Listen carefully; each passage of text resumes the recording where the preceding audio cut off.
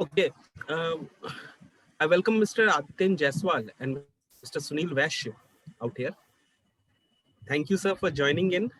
And आप लोगों ने काफी अच्छा like we have gone through few details. आप लोगों ने जो work करा है that is exemplary. You people around UP, you are taking up number of districts and you are assisting entrepreneurs and startups. So like thanks for that. हम लोग के college में भी we have an entrepreneurship cell where we work on startups. We have an innovation centre also जहाँ पे हम लोग नई टेक्नोलॉजीज पे, खास के इमर्जिंग टेक्नोलॉजीज पे वी हैव 3 ब्रांचेस. हम लोगों ने अलग से काम artificial intelligence, internet of things and data science पे वर्क करा हुआ है. स्टूडेंट्स ने प्रोजेक्ट्स भी बनाया है. And this year, in this semester, in fact, there were number of projects which were ongoing. अब थोड़ा कोविड का इम्पैक्ट है and that is global. We can not, none of us can do much on that. लेकिन आपका यहाँ आना definitely बहुत useful है, बहुत सही टाइम पे है. Number of students are very much interested in our college to know कि इनोवेशन कैसे लीड करा जा सकता है और इनोवेशन को फाइनली स्टार्टअप बना के कैसे एक प्रोडक्ट फॉर्म में ला सकते हैं, क्या क्या रिक्वायरमेंट्स है. सो आप लोग का जो आज का यहाँ पे होगा that would be very much valuable for us. So thank you for joining. I'll request Rehan ji and Deepika to continue.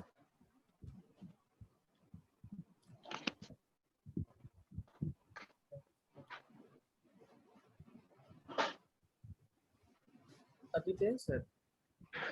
yes sir.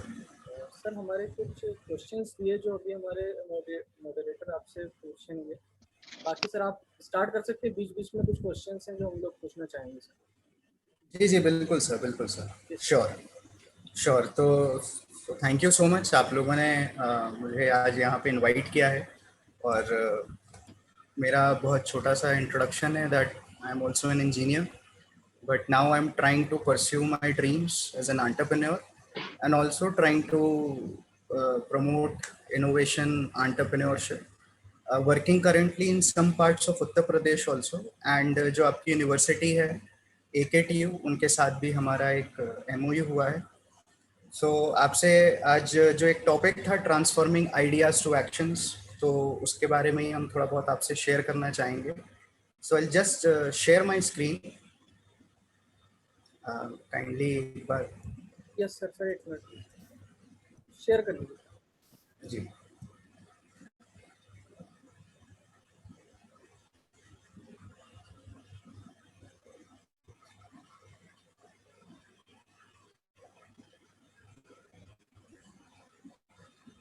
So I hope सबको यहाँ पे विजिबल होगा.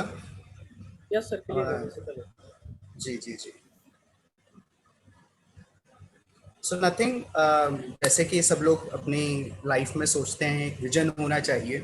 तो जब भी मैं कहीं लेक्चर लेता हूं तो मैं सबसे पहला सवाल सबसे ही पूछता हूं. हम टीचर हों, हम एंटरप्रेन्योर हों, हम स्टूडेंट हों, हम कोई भी हों, बट सबके मन में एक छोटा सा सवाल होता है कि हमारी लाइफ कैसी होनी चाहिए, या आज से नहीं तो आज के बाद हमारी लाइफ कैसी होनी चाहिए.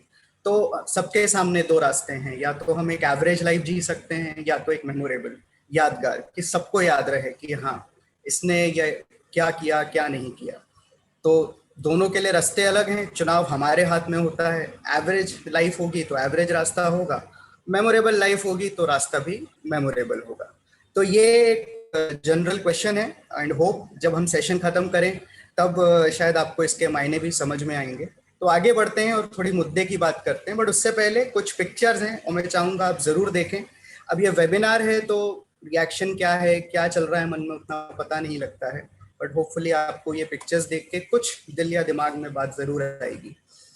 तो हम बार बार अपने टॉपिक पे बात करते हैं, ट्रांसफॉर्मिंग आइडियाज टू एक्शंस. तो आइडियाज के बारे में बहुत फोकस है. What is an idea? Idea सबके दिमाग में भी आता है.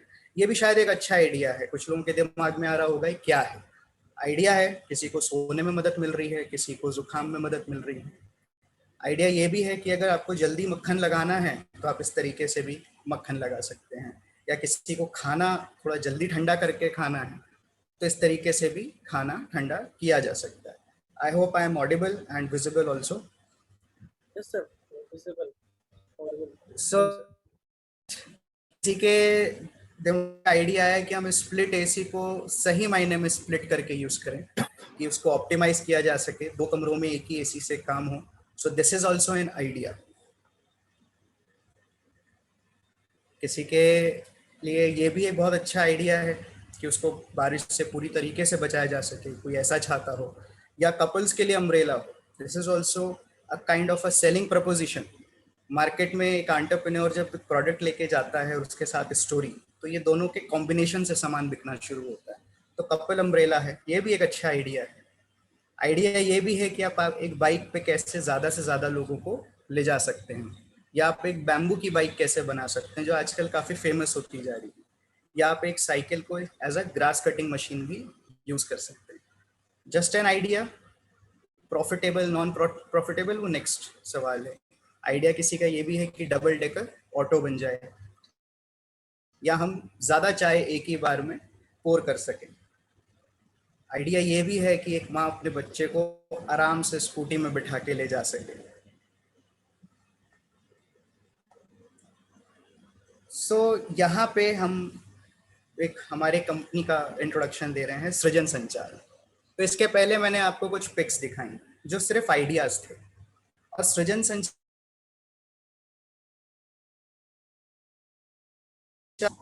आइडिया आना बहुत जरूरी है। आइडियाज अच्छे हैं, बुरे हैं, प्रॉफिटेबल हैं, नॉन प्रॉफिटेबल हैं, ये नेक्स्ट स्टेप होता है। सबसे ज्यादा जरूरी होता है हमारे पास आइडिया आना चाहिए, एंड सेकंड है कि हम आइडिया उसको शेयर करें।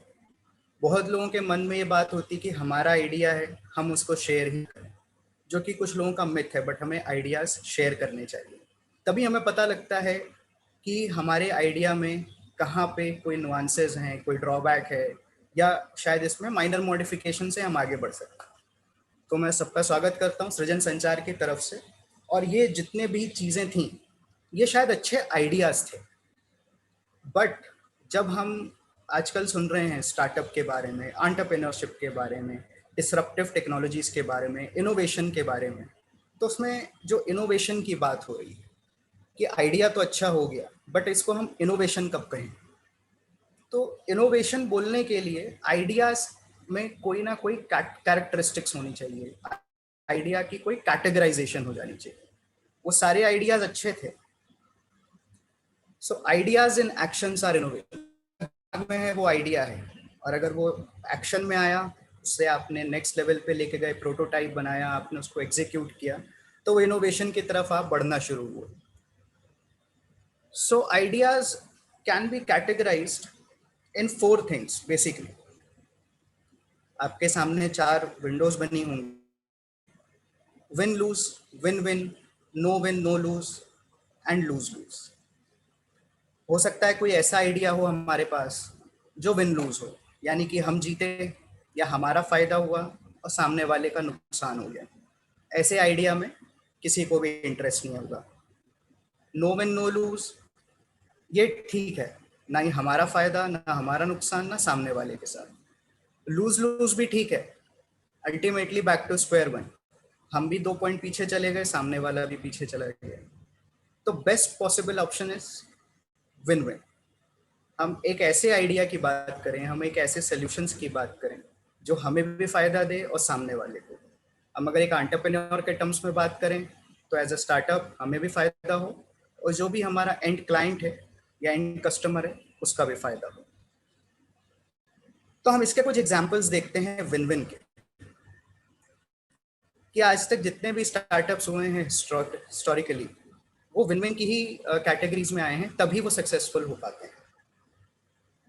अगर हम यहाँ पे देखें तो किसी के पास फिर से एक आइडिया आया, किसी को पेड़ में चढ़ने की दिक्कत थी, नारियल का पेड़ है, बहुत ऊंचा है, किसी ने एक नॉर्मल सी मशीन बना दी जिससे कि वो आसान हो। This is win win. Win win उस पर्सन के लिए भी है जिसे इतनी ऊंचाई तक चढ़ना था, आपने उसकी इंजरी अवॉइड कर दी, आपने उसका टाइम रिड्यूस कर दिया, टाइम साइकिल। या कोई लेडी है जो बहुत दूर पानी भरने जाती है, आपने उसके लिए ज़्यादा सुविधा बना दिया। सो this is a win win situation. So how do we identify these kind of situations and then get an idea? Main focus is our ideas.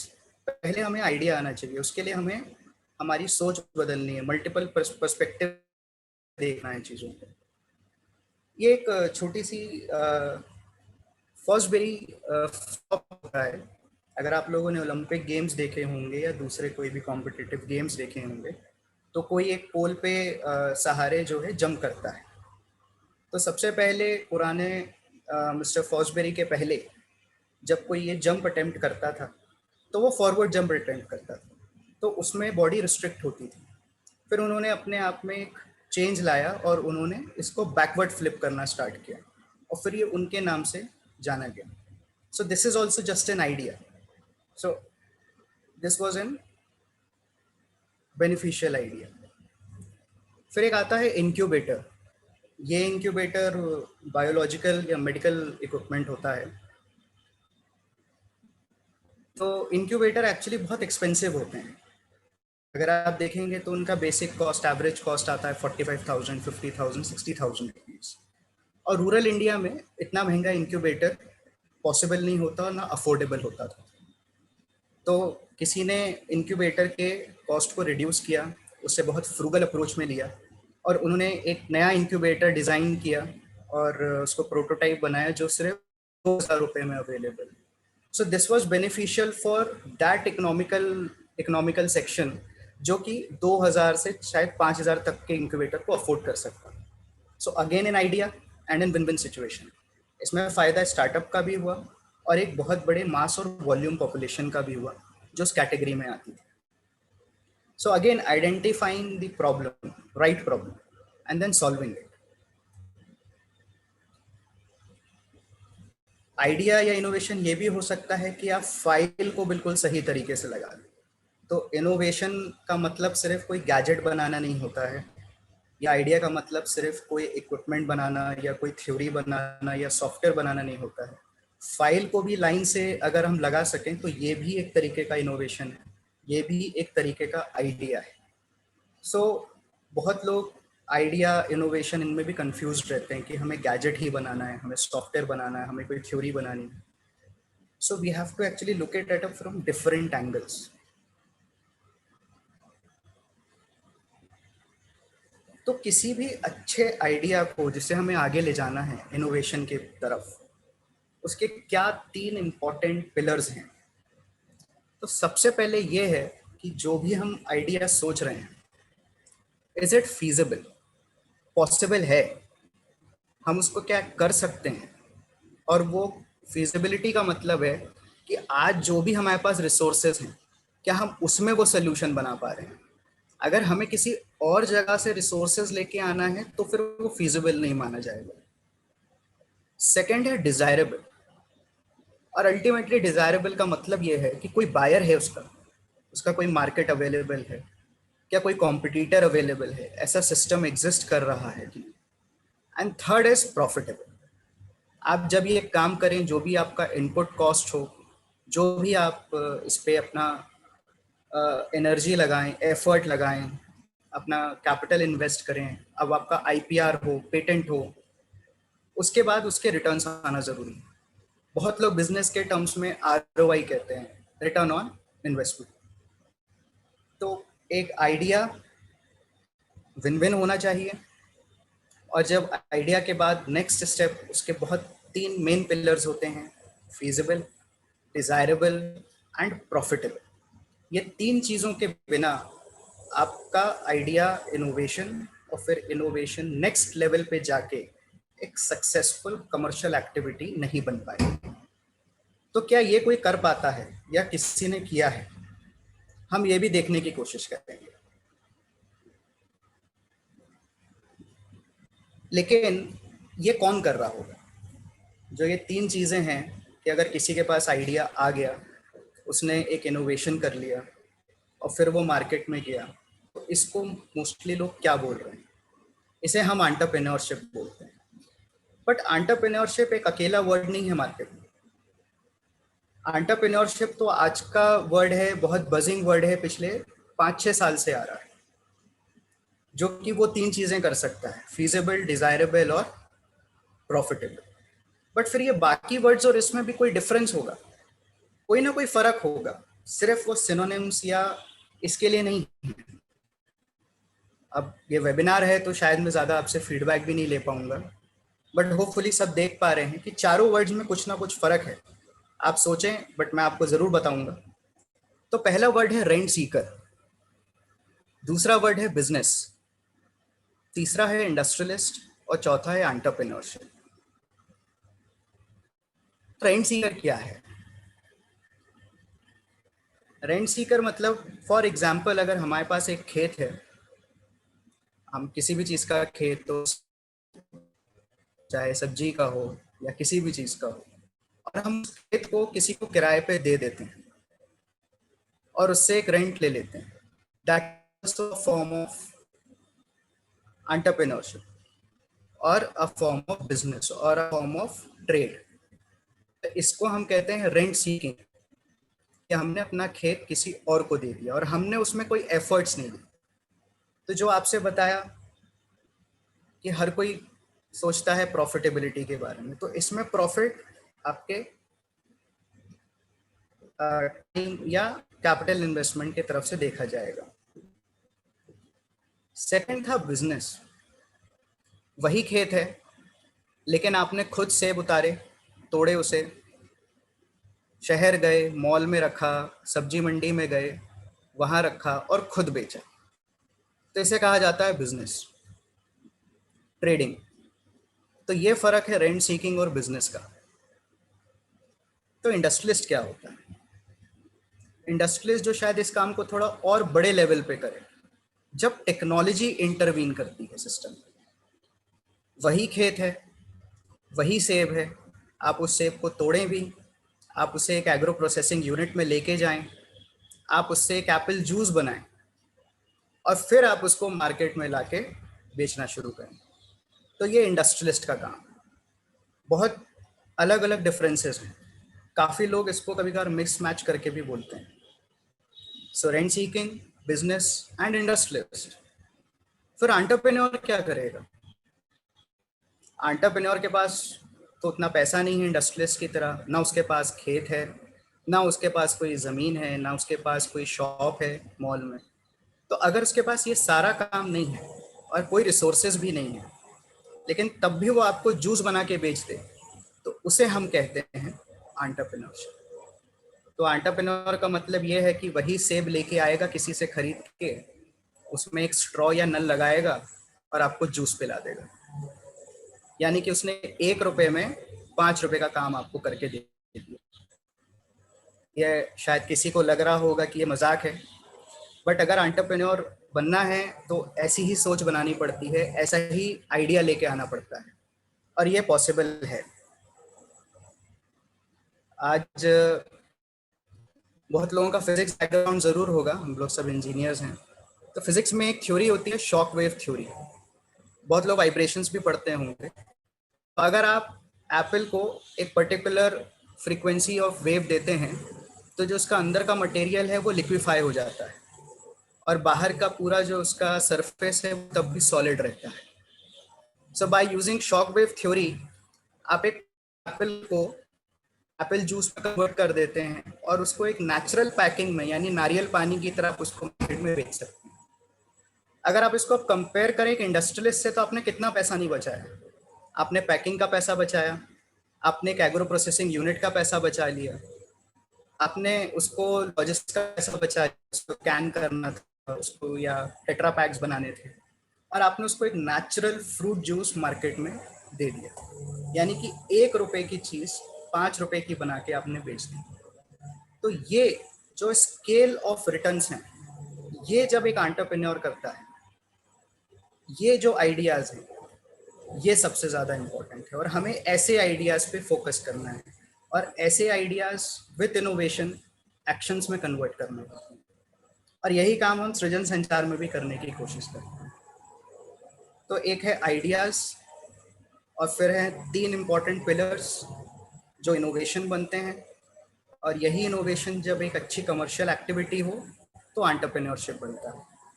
और यही आज मैं आपसे डिस्कस करना चाहता हूँ। ये मैंने आपको शायद कुछ थ्योरेटिकल चीज़ें बताई, बट क्या कभी किसी ने ऐसा कुछ किया होगा, या हम आगे देख लेंगे। आई होप आप लोगों को कुछ डिफरेंस पता लगा हो अवेयरनेस में। आपके सामने कुछ लोगों की फोटोज़ हैं। एक काफ़ी यंग बॉय हैं, एक फ़ोटो शायद ज़रूर पहचान में आनी चाहिए, दूसरी भी आनी चाहिए। मैंने थोड़ा सा चेक किया था, विजन ग्रुप की प्रेजेंस है जोग्राफिकली कहीं कहीं, तो टाइम ना वेस्ट करते हुए चलिए सबके नाम देखते हैं। पहला नाम है ईशान गुप्ता। ये कानपुर के यंग एंटरप्रेन्योर हैं, one of the youngest. Hopefully आप लोग जो बच्चे सुन रहे हैं, नेक्स्ट टाइम मैं आप में से आप लोगों की फ़ोटो यूज़ करूं अपने किसी और लेक्चर में। सो इनकी स्टार्टअप का नाम है नटशेल। इन्होंने अभी पैंडेमिक के टाइम ही अपना स्टार्टअप शुरू किया था और उन्हें फंडिंग मिल चुकी है। नेक्स्ट जो नाम है उनका है विजय शेखर शर्मा। ये पेटीएम के फाउंडर हैं। और ये लास्ट फोटो होपफुली शायद देखी होगी कभी ना कभी आप लोगों ने। और विमल ज्ञानचंद घड़ी डिटर्जेंट के फाउंडर्स हैं। घड़ी डिटर्जेंट भी कानपुर की ही कंपनी है, काफ़ी बड़ी और फेमस कंपनी है। एंड विजय शेखर शर्मा जो हैं वो अलीगढ़ को बिलोंग करते हैं। और मैंने 2 जगहों के फ़ोटो सिर्फ इसलिए लिए हैं क्योंकि विजन ग्रुप की कुछ प्रेजेंस है कानपुर और अलीगढ़ में। तो इन लोगों ने भी कुछ वही किया है जो मैंने आपको एंटरप्रेन्योरशिप में समझाया। आइडिया टू इनोवेशन, जिसके बहुत इंपॉर्टेंट 3 पिलर्स थे, फीजिबल, डिजायरेबल एंड प्रॉफिटेबल। और उसके बाद the next step is how to convert your prototype और your work into a brand. आप देखें तो घड़ी डिटर्जेंट एक ब्रांड है, पेटीएम अब एक ब्रांड है, Nutshell is in a process to become a brand.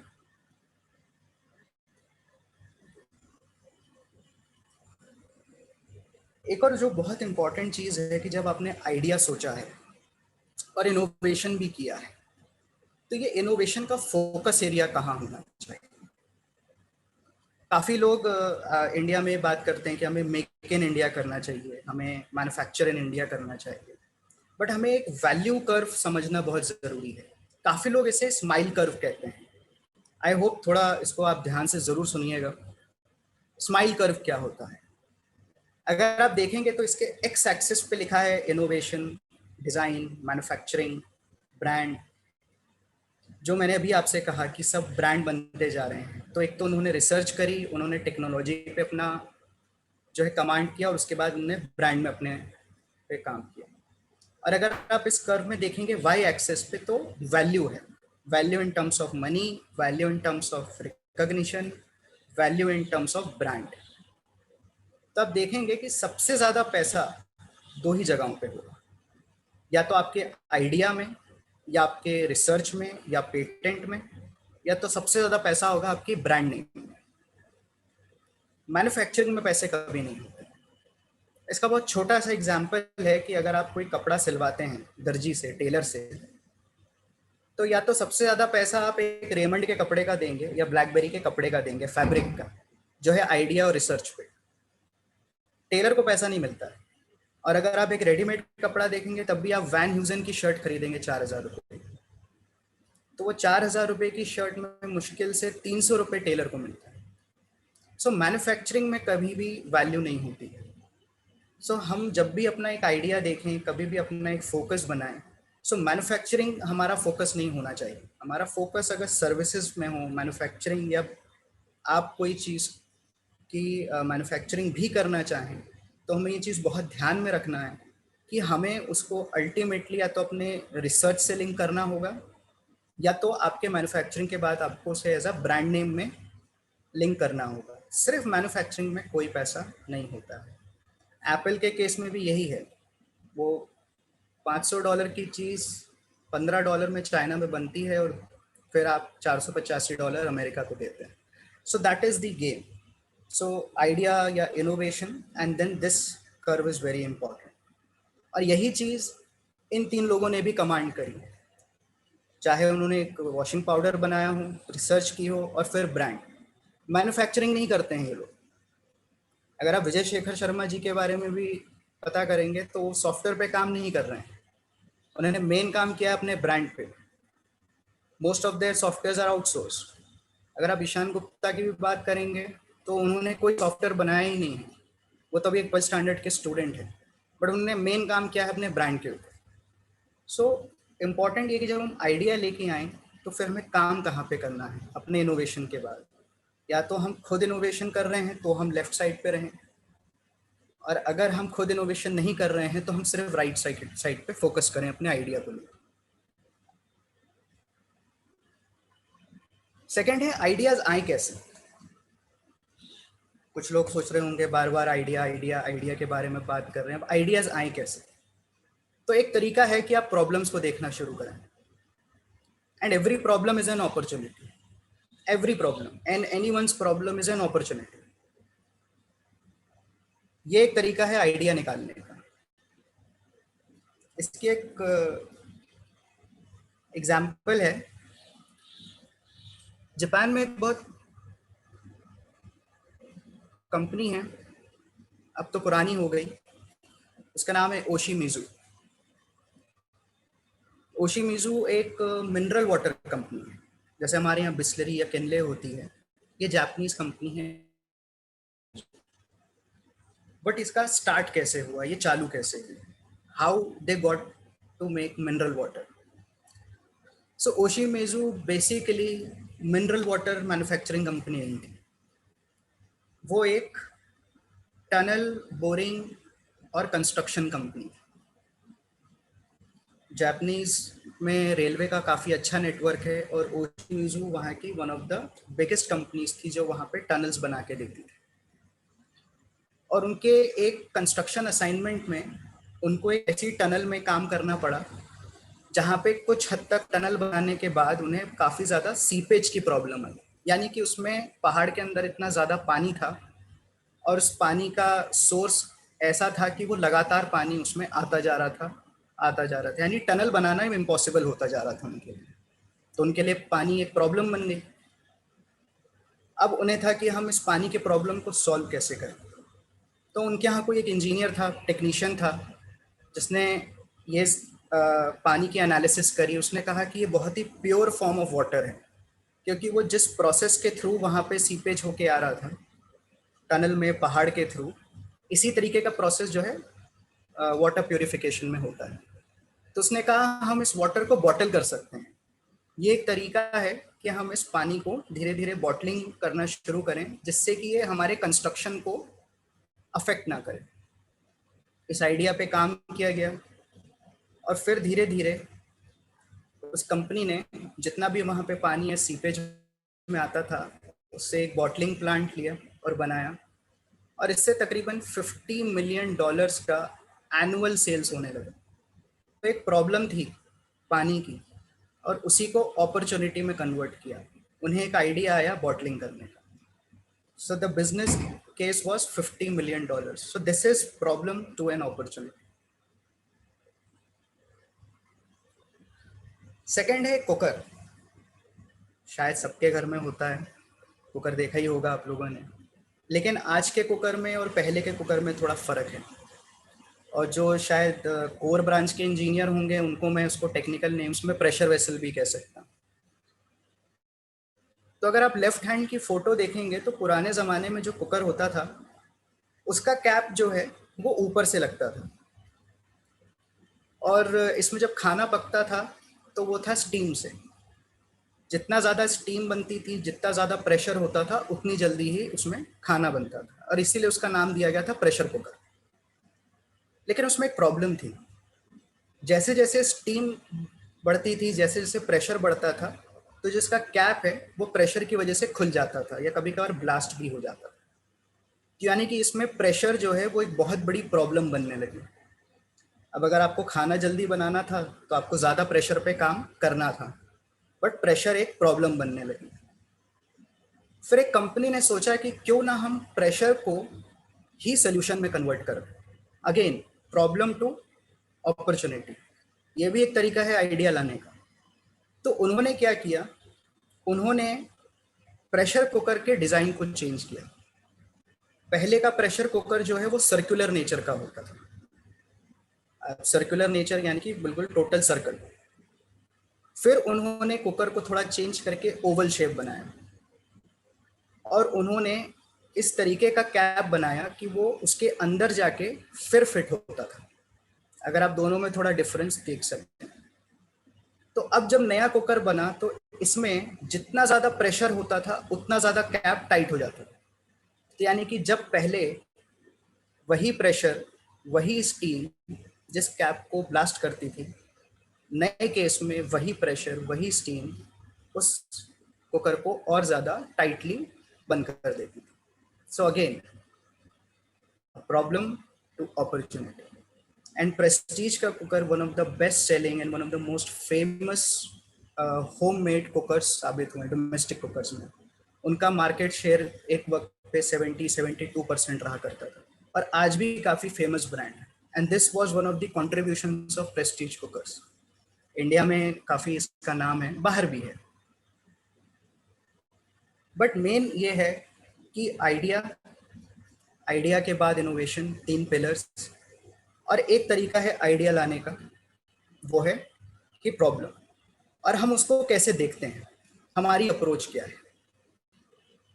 ये तो कुछ एग्जाम्पल्स हुए, बट उसके अलावा एक और एग्जाम्पल मैं देना चाहूँगा और ये सृजन संचार का है। जैसे कि शायद कुछ लोगों ने हमारा इंट्रोडक्शन पढ़ा होगा, तो सृजन संचार बेसिकली एक बिजनेस एक्सेलरेटर है। हम भी स्टार्टअप्स को मेंटर करते हैं, हम भी आइडिया जनरेशन, प्रॉब्लम आइडेंटिफिकेशन और मेंटरशिप का काम करते हैं। तो आज मैं आप लोगों से एक हमारे भी बिजनेस केस को शेयर करता हूँ, again a problem to opportunity. और ये लास्ट कहानी है एंड होप कि मैं कुछ अपना डेटा आपसे कन्वे कर पाया हूँ या अपने व्यूज़ कन्वे कर पाऊँगा कि आइडियाज़ कैसे लाना है, इनोवेशंस पे कैसे काम करना, और ये हमारा नज़रिया है देखने का। तो ये काम है, अगर आप फोटोज़ तो देख ही रहे हैं कि अगरबत्ती के ऊपर काम हुआ है। तो हमारे साथ एक स्टार्टअप जुड़ा और हमारे साथ एक इन्वेस्टर भी जुड़े जिनको कि एक काम करना था। तो ये था कि उनके पास अपना एक बैम्बू का लैंड था, उनके पास अपना बैम्बू का खेत था, और वे चाहते थे कि वो किस तरीके से अगरबत्ती के बिजनेस में एंटर कर सके। बट उन्हें काफ़ी प्रॉब्लम्स आ रही थी क्योंकि उनका एग्जिस्टिंग बिजनेस जो था अगरबत्ती का वो भी फ्लरिश नहीं कर रहा था। तो वे सोच रहे थे हम किस तरीके से उनको मदद कर सकें। तो उनकी मेजर प्रॉब्लम्स क्या थी, और यहाँ पे शायद थोड़ा आप लोगों को आइडिया होगा कि प्रॉब्लम स्टेटमेंट को सिलेक्ट करना बहुत इंपॉर्टेंट है। उनकी प्रॉब्लम ये थी कि उनके बैम्बू को काटने के लिए इंडिया में मशीन डिज़ाइन नहीं होती थी और इंडिया में वैसी मशीन्स मैन्युफैक्चर नहीं होती थी। ये मशीन्स वियतनाम से आती थी। ये एक हमारा बहुत बड़ा ड्रॉबैक है कि हम इतने सारे टेक्निकल इंस्टीट्यूट्स होने के बावजूद हम बहुत छोटी सी मशीन नहीं बनाते हैं, बैम्बू कटिंग मशीन। तो उन्होंने कहा कि हमें वियतनाम से मशीन्स ऑर्डर करनी पड़ रही हैं, बट वो हमारे लिए वैसी फीजिबल नहीं है। तो हमारे पास एक प्रॉब्लम लेके आए कि आप हमारे लिए बैम्बू कटिंग मशीन बना दीजिए। तो हमने उस पर काम करना स्टार्ट किया, but then we started understanding कि एक्चुअली उनकी प्रॉब्लम्स क्या हैं। तो उन्होंने फिर हमें पूरा ट्रेड का डेटा बताया वियतनाम के साथ कि वियतनाम से सिर्फ मशीन्स नहीं इंपोर्ट होती हैं इंडिया में, यानी कि हमारा सिर्फ एक ट्रेड डेफिसिट नहीं है, लॉस नहीं है मशीन्स में। बैम्बू भी वियतनाम से ही इंपोर्ट किया जाता है क्योंकि इंडिया का बैम्बू उनकी मशीन से कटता नहीं है और हमारे पास इंडिजिनस मशीन्स नहीं है आप हमारा बैम्बू को कट करने के लिए अगरबत्ती के हिसाब से। तो मशीन भी वहीं से आती है और बैम्बू भी वहीं से आता है, और इस तरीके का उनका ये बैम्बू स्टिक्स बनती थी जिसपे कि फिर हम लोग अगरबत्ती की कोटिंग कर सकते हैं, जो कि आप सामने देख सकते हैं 3rd और 4th पिक में।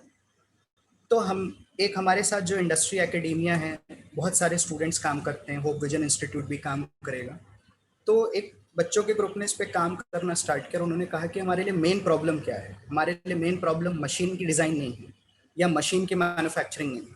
हमारे लिए मेन प्रॉब्लम ये है कि हमें बैम्बू वियतनाम का यूज़ करना पड़ रहा है अगरबत्ती बनाने के लिए। So why don't we work on अगरबत्ती जहाँ हमें बैम्बू स्टिक की ज़रूरत ही ना पड़े, जिससे कि आपको इम्पोर्ट ना करना पड़े। और उसके बाद उन्होंने डिज़ाइन किया बैम्बूलेस इंसेंस स्टिक्स। तो वो मार्केट में एक नए तरीके से आए वापस, और उन्होंने कहा कि अब हमारे पास बैम्बू स्टिक की ज़रूरत नहीं, और हमने कोटिंग मटेरियल की स्ट्रेंथ बढ़ाई जिससे कि बिना बैम्बू स्टिक के भी उसको हम शेप दे पाएँ।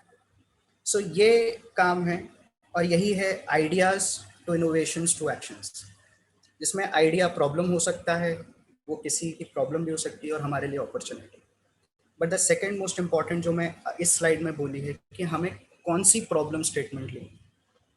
इस केस में भी प्रॉब्लम स्टेटमेंट मशीन के डिज़ाइन से लेके मैन्युफैक्चरिंग से हर चीज़ थी, लेकिन हमने एक प्रॉब्लम स्टेटमेंट लिया कि हम बैम्बू लेस अगरबत्ती बना सकते हैं।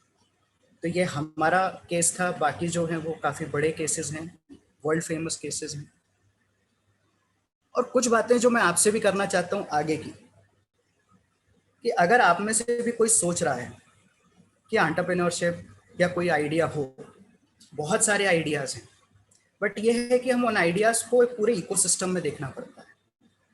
और मैं आपके सामने 4-5 चीज़ों में एक एक स्टार्टअप का आइडिया शेयर करूंगा, और अगर आप लोग चाहें तो आगे आप सृजन संचार के साथ कोलैबोरेट भी कर सकते हैं, इंस्टीट्यूट के साथ। हम फ्लूट की बात करते हैं। बेसिकली मोस्टली शायद आप लोग सब यूपी के ही होंगे, तो पीलीभीत एक जगह है, अगर आप लोगों ने सुनी हो तो पीलीभीत फेमस है बांसुरी के लिए। बांसुरी का एक और दूसरा नाम होता है प्राणेश्वरी। अगर आप आज देखेंगे तो कोरोना में बहुत लोगों को लंग्स की प्रॉब्लम होती जा रही है, बहुत लोगों को ब्रीदिंग प्रॉब्लम होती जा रही है, एस्थमा जिनके पास पहले से प्रॉब्लम है उनके लिए और इशू बनता जा रहा है। सो फ्लूट एक नेचुरल तरीका है लंग्स की कैपेसिटी बढ़ाने का, आपकी ब्रीदिंग ऑर्डर को सही करने का। तो ये एक मेडिकल टूल बन सकता है अगर आप इसमें एक IoT ले आएं और आप इसमें एक सेंसर्स लगा लें, जिससे कि एक फ्लूट जो है आपके ब्रीदिंग पैटर्न को सुधार सके। तो एक फ्लूट जो शायद अभी 200 रुपए का है, आप उसको 20,000 रुपए का भी बेच सकते हैं एज अ मेडिकल टूल। और ये काम अभी हम कर रहे हैं एक स्टार्टअप के साथ। सो ये मैं आपसे जस्ट शेयर कर रहा हूँ कि फ्लूट को देखने का नज़रिया हमें चेंज करना है। आप अगर नज़रिया चेंज करेंगे तो आपको 200 रुपए की चीज़ 20,000 रुपए की दिखने लगेगी। अगर हम नेक्स्ट देखेंगे तो नेल कटर बहुत छोटी सी चीज़ है। इंडिया में बहुत बड़ी बड़ी चीज़ें बनती हैं, हमें किसी के अगेंस्ट नहीं, हम बहुत बड़ी चीज़ें बनाते हैं, बट दुख की बात यह है कि हम नेल कटर नहीं बनाते। आप डेटा निकाल लीजिएगा, हम हर साल 2,500 से 3,000 करोड़ का नेल कटर कोरिया से इंपोर्ट करते हैं। और दुख की बात यह है कि कोई बीटेक कॉलेज इस पर प्रोजेक्ट तक नहीं करता कि नेल कटर में क्या फिनिश होनी चाहिए, उसकी क्या डिज़ाइन होनी चाहिए, उसकी क्या एर्गोनॉमिक या यूज़र फ्रेंडली यूसेजेस होने चाहिए। इसका भी स्टार्टअप बन सकता है। अगर देखेंगे तो इसका स्टार्टअप भी नहीं होता। सबको लगता है नेल कटर बहुत छोटी चीज़ है, बट अगर आप इंडिया का मार्केट निकालेंगे और उसके आसपास के देशों का, तो this market is about $2 billion. $2 billion यानी तकरीबन 15,000 करोड़ होता है। उसके बाद अगर आप थर्ड पॉइंट देखेंगे तो प्रोग्रेसिव लेंस, ये थोड़ा सा टेक्निकल पॉइंट है, कुछ लोगों को स्पेक्स लगे होंगे। सो प्रोग्रेसिव लेंस जो है ये भी इंडिया में मैन्युफैक्चर नहीं होता है, बट मोस्टली आजकल जिसको भी रिकमेंड होता है कि आपको स्पेक्टिकल्स पहनने चाहिए, स्पेक्टिकल्स यूज़ करने चाहिए, तो उनको मोस्टली प्रोग्रेसिव लेंस ही रिकमेंड किया जाता है। अगर मैं अपनी नज़र से देखूं, सृजन संचार की नज़र से देखूं, तो भारत में 280 करोड़ आँखें हैं, और अगर हम 10% भी एरर रेट लेके चलें तो 28 करोड़ आँखों को लेंस की ज़रूरत है। So that is the market, but इस पर कोई रिसर्च नहीं होती। So this is the area where we can do research. आप प्रोग्रेसिव लेंस के मेंटेनेंस का भी अगर स्टार्टअप बना लेंगे तो भी काफ़ी बड़ा एरिया होता है। Fourth is 3D printed of home appliances. आजकल बहुत सारे लोगों की रिक्वायरमेंट चेंज होती जा रही है अर्बन एरियाज में। I am a resident of Delhi, मैं काफ़ी मतलब ये दिल्ली में मेट्रो में रह रहा हूँ, कुछ और मेरे दोस्त होंगे वो भी मेट्रोज में रह रहे हैं। आजकल सबकी अपनी अपनी बहुत सारे प्रेफरेंसेस चेंज होते जा रहे हैं। हर कोई एक ही नॉर्मल चीज़ नहीं खरीदना चाहता अगर उसके पास पेइंग कैपेसिटी हो, वो चाहता है कुछ अलग हो, कुछ कस्टमाइज्ड हो। अब वो कस्टमाइज प्रोडक्ट देने के लिए आपके पास बेस्ट मैन्युफैक्चरिंग वे है 3D प्रिंटेड। ये काफ़ी बड़ा एरिया होता जा रहा है। So you can look into this 3D printed home appliances, small appliances, customized. Next point, soft robotics is very important. अगर आपके यहाँ बहुत सारी इमर्जिंग टेक्नोलॉजीज और इमर्जिंग इंजीनियरिंग एरियाज पे काम हो रहा है, तो soft robotics is the future for surgery. अगर किसी को आइडिया ना हो, मैं मतलब यहाँ पे मैं किसी को कोई जो है पढ़ाने नहीं आया हूँ, बस डेटा शेयर करने आया हूँ। तो सॉफ्ट रोबोटिक्स एक्चुअली बहुत छोटे रोबोट्स होते हैं, नानो बॉट्स होते हैं, जो आपकी बॉडी में अंदर जाके आपको क्योर कर सकते हैं, सर्जरी या बाकी भी मेडिकल प्रोसीजर्स के टाइम असिस्ट कर सकते हैं। इसका काफ़ी बड़ा अभी यूसेज है, यूज केस है, not only in India, in other countries also. और अगर आप देखेंगे तो इंडिया काफ़ी फेमस है मेडिकल टूरिज्म के लिए। अगर आप कभी इस चीज़ पे कोई आर्टिकल पढ़ें तो इंडिया काफ़ी बड़ा मेडिकल टूरिज्म का हब भी रहा है। अभी कोरोना में नहीं हो पा रहा है, बट इन नियर फ्यूचर ज़रूर दोबारा हम रिवाइव करेंगे।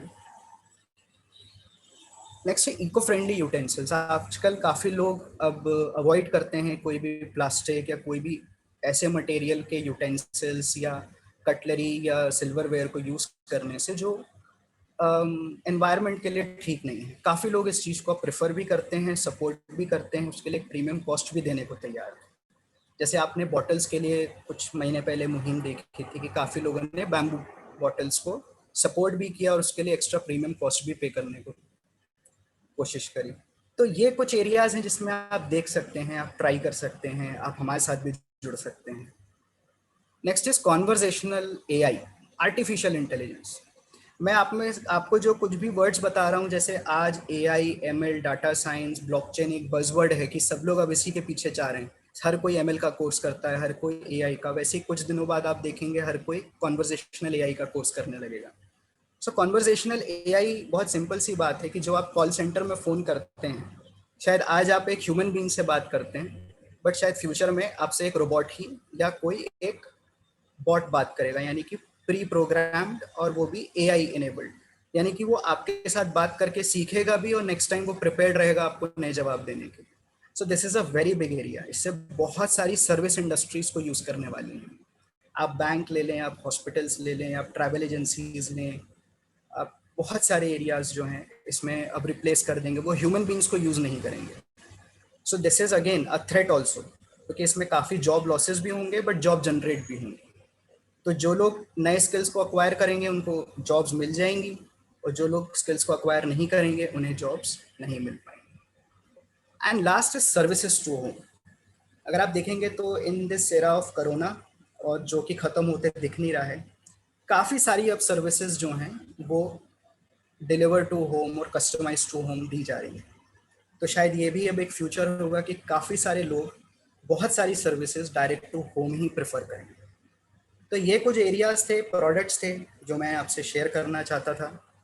और शायद आप में से किसी को कोई एक आइडिया पसंद आए तो आप उस पर काम करें, कुछ डेटा पढ़ें, और आपको अगर लगे आप हमसे भी कांटेक्ट कर सकते हैं। सृजन संचार बहुत ज़्यादा काम नहीं करता है, कुछ कुछ काम करता रहता है। हम कुछ इनोवेशन चैलेंजेस करते हैं, कुछ लोग उसे हैकाथॉन भी जानते हैं। तो prime minister has been kind enough, उन्होंने भी लॉन्च किया। नितिन गडकरी जी, वो भी मंत्री, उन्होंने भी किया है। सुरेश प्रभु जी भी कर चुके हैं। और AKTU के साथ भी यही MOU साइन किया है कि हम कैसे हमारे स्टूडेंट्स को स्किल डेवलप करें और उनको इंडस्ट्रीज़ के साथ जोड़ें, इंडस्ट्री एकेडेमिया में, और हम नए एरियाज़ में काम करें। तो यही मेरे व्यूज़ थे, ये मैं आपसे शेयर करना चाहता था। होप हो सकता है आप लोगों को कुछ सही लगा हो, कुछ गलत लगा हो। And I am looking forward for some good interaction. सवाल ज़रूर पूछें और सजेस्ट भी करें, कोई आपको ऐसी चीज़ लगती है जो हमें इसमें आगे करना चाहिए। इवन उन ideas also we are looking forward to work with you. ये हमारा कॉन्टैक्ट है, हमारी साइट पे जा सकते हैं, हमें ईमेल लिख सकते हैं आप, और रेहान जी के पास तुम्हारे कॉन्टैक्ट डिटेल्स हैं, आप उनसे भी ले सकते हैं। So thank you Rehan sir and vision group कि आपने हमें ये opportunity the. Thank you so much. Thank you sir. कुछ स्टूडेंट्स एंड टीचर्स सर कुछ क्वेश्चन पूछना चाहते हैं तो हम उनको बोल देते हैं सर। दीपिका मैम, आप कुछ पूछना चाहेंगी? सर दीपिका मैडम हमारे वहाँ स्टार्टअप से देखती हैं जी, तो कुछ पूछ रही थी।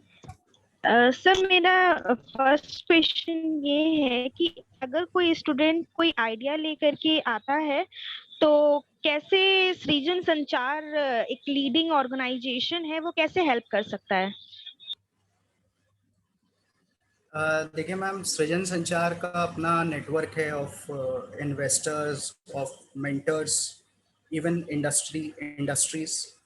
तो सबसे पहले तो हम एक आइडिया का ऑडिट करते हैं और फिर हम सजेस्ट करते हैं कि अगर कोई इंडस्ट्री पार्टनर करना चाहे आपके साथ, तो हम बेसिकली ये कोशिश करते हैं कि जो एक स्टूडेंट है या एक कॉलेज है जिसके पास कोई बैकअप नहीं है, in terms of even market experience or production experience or even marketing experience, तो हम उसको एक इंडस्ट्री के साथ जोड़ देते हैं, जो कि इंडस्ट्री उसकी एज अ एंजल या गाइड की तरह बिहेव करती है, और फिर हम उसमें प्रोटोटाइपिंग की बात देखते हैं या उसकी क्या फिजिबिलिटीज हो सकती हैं फ्यूचर में, फिर उसको हम स्टडी करते हैं। तो ये हमारा तरीका है सपोर्ट करने का, इंडस्ट्रीज हो या कोई अगर बिल्कुल इन्वेस्टमेंट रेडी चीज़ हो तो फिर उसके लिए इन्वेस्टमेंट के लिए भी कोशिश करते हैं। Yes, sir.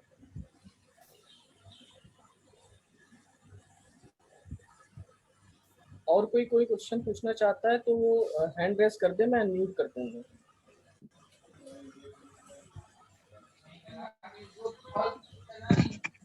हेलो हाँ मैडम पूछिए। Hello, good evening sir. जी good evening ma'am. Sir actually एक क्वेश्चन मेरे तरफ से ये था कि जैसे आप भी जानते हैं कि इस वक्त टेक्नोलॉजी काफी आगे बढ़ गई है, इंडस्ट्रियल रिवॉल्यूशन 4 चल रहा है, जिसमें आर्टिफिशियल इंटेलिजेंस, ब्लॉकचेन जैसी काफी सारी टेक्नोलॉजीज इन यूसेज आ गई हैं। अगर हम प्रोडक्ट और सर्विसेज के सेक्टर में बात करें बिजनेस में, तो मेरा क्वेश्चन ये था कि जो ये इनोवेशन और स्टार्टअप्स हैं, और आपने भी काफी सारे स्टार्टअप्स के साथ ऑलरेडी कोलैबोरेट किया है, काम किया है, तो कौन सी आपके अकॉर्डिंग कुछ इंपॉर्टेंट स्किल्स हो सकती हैं फॉर अ बिजनेस की जो इसमें यूज की जा सकती हैं? बिजनेस के लिए कौन सी इंपॉर्टेंट स्किल्स होनी चाहिए? थोड़ा क्वेश्चन जो है इसका काफ़ी डिटेल्ड आंसर होना चाहिए, मेरे ख्याल से उतना हो भी नहीं पाएगा। देखिए स्किल्स का ये है कि एक होता है प्रोडक्ट का ऑडिट। अब आप ये कहें कि मैं आपके पास एक बहुत अच्छा टॉय लेके आ गया, मैं आपके पास एक बहुत अच्छा कॉन्वर्जेशनल एआई का टॉय लेके आ गया और ये IoT इनेबल्ड है, इसमें सारा है। अब प्रोडक्ट का ऑडिट करना एक बहुत अलग बात है, उसमें तो हम डेफिनेटली कोई भी इन्वेस्टर बायर आपकी ये स्किल्स देखना चाहता है कि ये टॉय से फायदा क्या है, आपने एजुकेशनल टॉय बनाया हो कॉन्वर्जेशनल एआई। बात कर रही है अगर बिजनेस स्किल्स की, तो देखिए बिजनेस स्किल्स में सबसे बेसिक चीज ये है पैशन, और दूसरा है आपका कम्युनिकेशन। अगर आप किसी को सामने वाले को लेमैन समझ के ये नहीं समझा पाए आपने क्या बनाया है, आप कुछ बना लो आप नहीं बेच पाओगे। मैं बहुत सिंपल तरीके से बहुत ब्लंटली ये बता रहा हूँ, अगर आज मैंने भी 1 घंटा आपको दिया है, अगर मैं यही नहीं समझा पाया 1 घंटे में कि सृजन संचार क्या कर रहा है या एक आइडिया, इनोवेशन और ये एरियाज हैं, then there is no other skill will help us. So it is passion and only communication for business. वो बाकी इकोनॉमिक समझना वो सब धीरे धीरे समझ लेते हैं। इसके अलावा स्किल्स की कोई ज़रूरत नहीं होती है मैम। सब लोग जो हैं तभी सीखते हैं जब फील्ड पे आते हैं, बैटल फील्ड पे। आप MBA करके आ जाएं, नॉन MBA आए, I am not an MBA ma'am, I am an BTech and an MTech ma'am, और मैं यहाँ पे आधा PhD हूँ, तो मैं तो नॉन MBA करके भी एक सक्सेसफुल स्टार्टअप चला रहा हूँ। सो मैम स्किल्स तो तभी आएंगी जब आप मार्केट पे और फेलियर के साथ आएंगे, बट बेसिक है passion and communication. You have to tell your story properly and you have to tell your products benefits, that is all. और कोई क्वेश्चन पूछना चाहता है? कोई स्टूडेंट्स अगर कोई पूछना चाहता है, चैट बॉक्स में भी आप लिख सकते हैं। मैं स्टूडेंट से थोड़ा अनुरोध करूंगा, आप ज़रूर कुछ तो बोलें, आपको पसंद नहीं आया वो भी बोलें। अगर आप आज नहीं बोलेंगे तो आप कब किसको क्या बोलेंगे?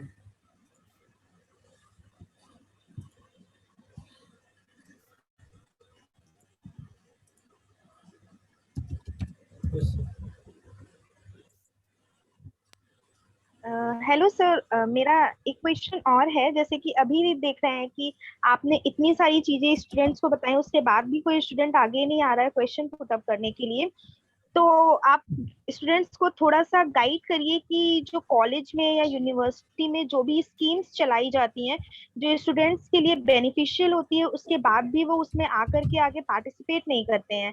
तो मैं आपसे रिक्वेस्ट करूंगी कि उन्हें थोड़ा इसके ऊपर गाइड कर दीजिए आप प्लीज।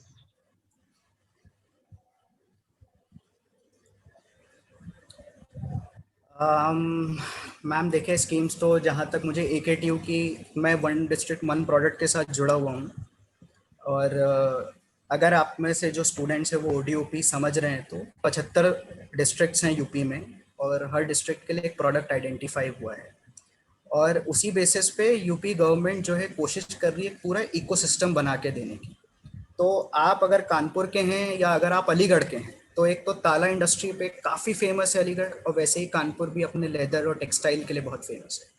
और इसी के ऊपर यूपी गवर्नमेंट चाहती है कि जो वहाँ पे बीटेक का बच्चा है, जो वहाँ पे एमटेक का स्टूडेंट है, जो कॉलेज है, वो उस टेक्नोलॉजी पे काम करे जो लेदर में काम आए, वो उसको इम्प्रूव करे और उसी के बेसिस पे स्टार्टअप बने उस इकोसिस्टम के अराउंड। और ये एक बहुत अच्छी स्कीम है ओडीयूपी। उसके अलावा अगर आप देखेंगे तो स्टार्टअप की तो बहुत स्कीम्स हैं इंडिया में, आप मतलब अनगिनत स्कीम्स हैं, बट अल्टीमेटली मैम कॉलेज में आप कोई उसको नहीं है तो बच्चे को जाके खुद पढ़ना है और उसको करना चाहिए। जो मैंने बहुत बेसिक चीज़ कही, पैशन, अगर आप में पैशन होगा तो आप ही स्कीम निकालेंगे, बाद में इंटरप्रेट तो कॉलेज फैकल्टी सब करके देंगे। बट ओडीओपी आपके यहाँ AKTU इतना सपोर्ट कर रहा है, और आपको एक बार ओडीओपी स्कीम देखनी चाहिए स्टूडेंट्स को, इसमें काफ़ी कुछ हो रहा है, आप इसको देखें। सृजन संचार भी इसमें जुड़ा हुआ है AKTU के साथ। बाकी अगर आप सिर्फ फंड के लिए पूछ रहे हैं, अगर बच्चों का किसी का बहुत बेसिक क्वेश्चन है कि पैसा या फंड, रियली सॉरी टू से, अगर आप पहले दिन ही पैसे की बात करेंगे तो आपको सिर्फ नो ही आंसर मिलेगा किसी से भी। आप जब तक अपना एफर्ट नहीं दिखाएंगे, आप जब तक 500 पेपर नहीं पढ़ के आएंगे ना उस आइटम पे, आप नेल कटर की भी बात कर लो, बहुत छोटी चीज़ है, आप अगर 50 रिसर्च पेपर ही नहीं पढ़ के आएंगे तो फिर सामने वाला क्या आपके इंटेंट को समझेगा। हो सकता है अभी ये आंसर किसी को बुरा लग जाए, but see this is the reality. आप अगर अभी जॉब के लिए भी जाएंगे तो 4 साल लगा के जाएंगे ना मार्केट में, 4 साल के बीटेक के बाद ही जाएंगे, आप पहले दिन तो नहीं जा सकते। Same way is for funding. तो स्कीम फंड तब देगी जब आप कोई अपना बेसिक क्रेडेंशियल प्रूफ करेंगे। सो इट इज स्कीम्स तो ओडीओपी में है, स्टार्टअप में है, एक DST होता है, department of science and technology, आप उसमें लिख सकते हैं। उसके बाद अगर आप हर मिनिस्ट्री में चाहें तो सब में स्टार्टअप को सपोर्ट करने के लिए स्कीम है। आप उस एरिया का प्रोडक्ट बना दीजिए। अगर आपने एग्रीकल्चर बेस्ड बनाया तो एग्रीकल्चर मिनिस्ट्री पैसा देगी, आपने टेक्सटाइल बेस्ड प्रोडक्ट बनाया तो टेक्सटाइल मिनिस्ट्री, सबके पास स्टार्टअप फंड है अभी। और ये कॉलेज के साथ आप लिख सकते हैं, विजन इंस्टीट्यूट लिख सकता है as a primary investigator, but आपको बेसिक इनिशियल रिसर्च करके देनी पड़ेगी, वो नहीं होगा। आप सिर्फ एक पेपर लिख के लेटर लिखेंगे उससे कोई जवाब नहीं आता। ये हमारा एक पर्सनल एक्सपीरियंस है, मैं बच्चों से भी शेयर कर रहा हूँ, मैम आपसे भी। Exactly sir. चैट में एक क्वेश्चन दिख रहा है वैसे मुझे, प्रोडक्ट बेस्ड और सर्विस बेस्ड, ये नीलेश जी ने पूछा है। आप स्टूडेंट है क्या नीलेश जी? हाँ सर, ये स्टूडेंट्स हैं हमारे फाइनल ईयर में, इन्होंने एक स्टार्टअप भी अपना स्टार्ट किया है यहाँ पर कानपुर में। जी जी, इनका क्वेश्चन है। देखिए बेटर प्रोडक्ट या सर्विस की बात ही नहीं है, दोनों की बहुत ज़रूरत है मार्केट में। ऐसा बिल्कुल भी नहीं है कि सिर्फ प्रोडक्ट ही बिकेगा और सर्विसेज नहीं बिकती हैं। डिपेंड ये करता है कि आपने अपना काम स्टार्ट करने के पहले लिटरेचर रिव्यू क्या किया है। लिटरेचर रिव्यू का मतलब है मार्केट एनालिसिस। आपका कस्टमर कौन है, आपका टारगेट ऑडियंस कौन है, आप उसको कितना ईजिली कन्विंस कर सकते हो। अगर आपने मान लीजिए जो भी प्रोडक्ट बनाया है, आज अगर आप देखेंगे तो सब लोग होड़ में लगे हैं वेंटिलेटर और ऑक्सीजन कॉन्सेंट्रेटर बनाने के। वो एक पीक आई थी, उस वक्त सबको ऑक्सीजन कॉन्सेंट्रेटर चाहिए था, लेकिन रिसर्च अभी भी चालू है आज। अब वो आएगी नहीं आएगी, अभी भी कोई डेटा एग्रीगेशन नहीं कर रहा, डाटा एनालिसिस नहीं कर रहा। तो दोनों बहुत इंपॉर्टेंट है, सर्विस भी और प्रोडक्ट। ये डिसीजन ये कि आपकी कॉम्पिटेंसी बेस्ट किस में है। अगर आप टेक्निकली इतने साउंड हैं कि आप एक अच्छा प्रोडक्ट बना लें, क्योंकि आप एक प्रोडक्ट फाइनल नहीं कर सकते लाइफ में, आपको उसमें निरंतर चेंज, बहुत सारे इटरेशंस करने होंगे। आप कोई भी प्रोडक्ट कंपनी को देखिए, मोबाइल फ़ोन है, हर महीने वो हर हफ्ते लेके आते हैं फ़ोन। तो जब प्रोडक्ट पे आप काम करेंगे तो आपको इतना ज़्यादा टेक्निकली साउंड होना है कि आपको उसमें हर हफ्ता नया चेंज लाना पड़ेगा। तो आप तभी प्रोडक्ट सिलेक्ट करिए जब टेक्निकली बहुत अच्छी टीम है। और सर्विसेज अगर हैं तो आप कम्युनिकेशन वाइज और मतलब अपने एफर्ट वाइज बहुत स्ट्रांग होने चाहिए, कि फिर आपको अपना नेटवर्किंग बहुत अच्छी करते आना चाहिए। जैसे आप सिर्फ ऐप बनाने से भी नहीं होता है। बहुत लोगों को लगता है हम ओयो की तरह, हम देखेंगे हम पिछले साल बहुत सारे कॉलेजेस में गए AKTU के, हर कॉलेज में हमें एक ओयो जैसा रेप्लिका मिल जाता था। सबको लगता था हम होटल बुक और हॉस्टल बुक करके दे देंगे। अब 1 साल बाद सारे college he learn from home हो गए, वो स्टार्टअप्स भी नहीं चले, ओयो भी नहीं चला। So please don't copy any successful model. Please try to do the market analysis. आपका सामान एक्चुअली कौन खरीदेगा और कितने में खरीदेगा, ये बहुत जरूरी है।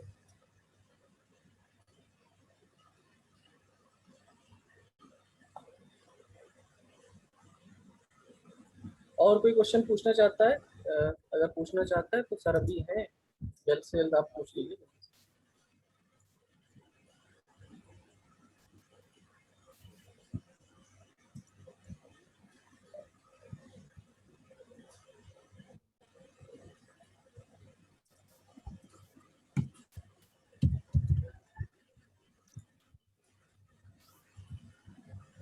चैट बॉक्स में भी आप लिख सकते हैं स्टूडेंट्स, नहीं तो फिर हम लोग एंड करें।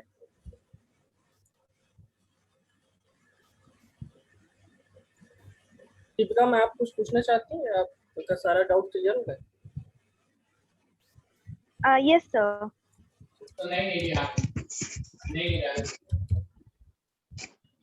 सर एक लास्ट क्वेश्चन है, एक स्टूडेंट ने पूछा है चैट बॉक्स में।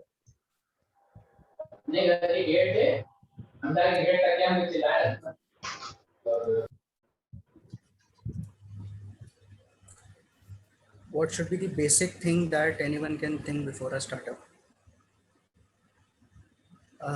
सबसे बेसिक थिंग, अगर मतलब आपने डिसाइड कर लिया आपको एंटरप्रेन्योर बनना है, तो सबसे बेसिक थिंग दिस इज कि आप सबसे पहले ये फाइंड आउट करें कि जो भी आप प्रोडक्ट मार्केट में लेके आ रहे हैं या आप उस पर अभी काम करना स्टार्ट कर रहे हैं, तो एक होता है TRL। TRL का मतलब होता है टेक्नोलॉजी रेडीनेस लेवल। ठीक है, टेक्नोलॉजी रेडीनेस लेवल के 9 लेवल्स होते हैं। जैसे हम लोग गेम्स खेलते हैं ना, लेवल्स होते हैं 1 2 3 4। तो आप सबसे पहले ये ज़रूर देखें, और ये स्टैंडर्ड है, ये मैं नहीं बता रहा हूँ, बिल्कुल स्टैंडर्ड प्रोसीजर है, कोई भी रिसर्च इंस्टीट्यूट फॉलो करता है, कि आपका TRL कौन से लेवल पे है, आपका प्रोटोटाइप या प्रोडक्ट किस लेवल पे है। आप तब डिसाइड करें। और अगर आप सिर्फ आइडिया स्टेज पे हैं तो सबसे बेसिक थिंग तब भी ये है कि आपका कितना मार्केट में कंपटीशन चल रहा है, क्योंकि आपको कुछ तो वक्त लगेगा मार्केट में जाने में। आप जो भी प्रोडक्ट सोचेंगे, स्टार्टअप सोचेंगे, तो आपको ये भी सोचना है कि आपका कंपटीशन कौन है और वो कितने चेंजेस कर लेगा। अगर आपने वर्जन 2.0 सोचा होगा मार्केट में लाने का, तो आपका कॉम्पिटिटर हो सकता है तब तक 3.0 लेके चला जाए उतने ही टाइम फ्रेम में। ये बेसिक आपको स्टार्ट करने के पहले सोचना है, क्योंकि वो 2.0 से फेलियर होगा और आप वापस हो जाएंगे अपने घर पे। तो ये बहुत बेसिक चीज़ है, बहुत सारे पैरामीटर होते हैं, बड़े सबसे बेसिक है। टाइमलाइन आपको सोचना चाहिए कितना टाइम लगेगा। Thank you sir. Sonali ma'am से मैं रिक्वेस्ट करूँगा,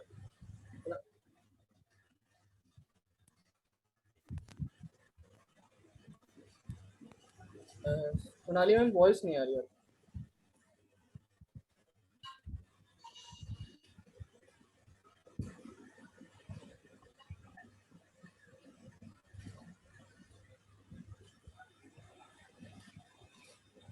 अनम्यूट कर लीजिए।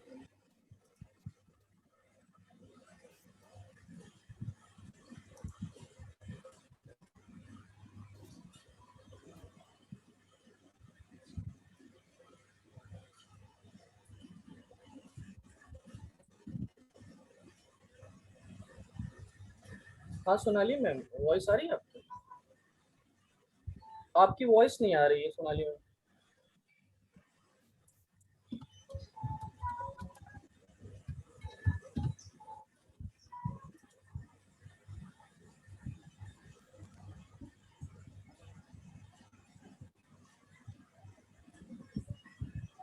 सोनाली मैम आपको वॉइस आ रही है?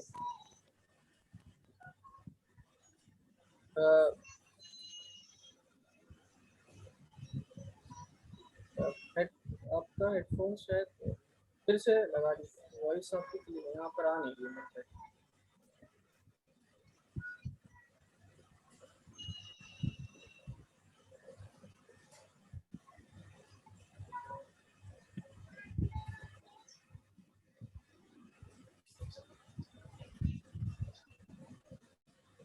आदित्य सर बस एक मिनट। हाँ हाँ sir, no issues no issues.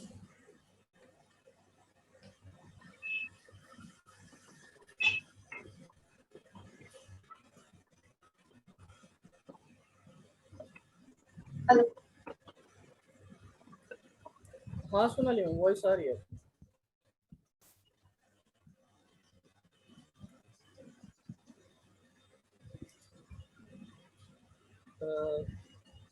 Voice आ रही है आपकी मैडम, बोलिए। Okay. So thank you.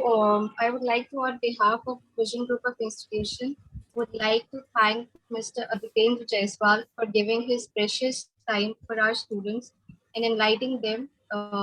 You have given us a very good ideas in terms of in terms of uh, in terms of innovation and the ideas. I hope the students of our college have learned a lot from this session, and it would be great if they could use these ideas, and it would be great if we could work with your startup as well.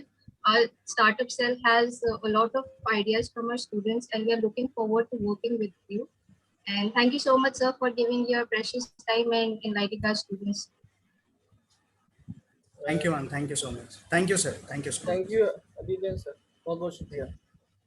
Thank you sir, thank you. Thank you sir.